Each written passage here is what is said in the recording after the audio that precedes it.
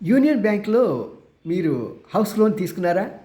లేకుంటే అది మెర్జ్ అయిపోయిన ఆంధ్ర బ్యాంక్ గానీ, ఇంకా మిగతా కొన్ని బ్యాంకుల్లో మీరు హౌస్ లోన్ తీసుకొని ఉంటే, అది యూనియన్ బ్యాంక్‌లో మెర్జ్ అయింది కాబట్టి, ఇప్పుడు వాళ్ళు ఒక కొత్త స్ట్రాటజీ మొదలెట్టారు. మీకు తెలీదు. ఎవరికీ చెప్పలా.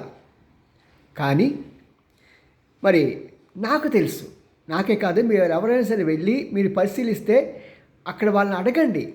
ఫ్రంట్ లైన్ కాదు, మీ చీఫ్ మినిస్టర్ దగ్గరికి వెళ్ళండి, లేకుంటే ప్యూన్ని అడగండి. వీళ్ళిద్దరే సరైన పర్సన్స్. ఎక్కడైనా ఇన్ఫర్మేషన్ కావాలంటే టాప్ పర్సన్ కానీ, లేకుంటే కింద పర్సన్ కానీ, ప్యూన్ అంత చక్కగా మాట్లాడి ఒక కప్పు కాఫీ తాగి, అన్న ఇది సమస్య అసలు ఏంటవుతున్నది అని మీరు అడిగారు అనుకోండి, ఎక్కడైనా విషయాలు లీక్ అవుతాయండి.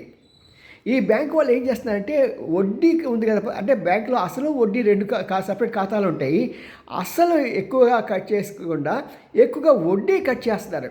దీనివల్ల ఏమవుతున్నదంటే వీళ్ళకి చాలా భారం పెరుగుతుంది.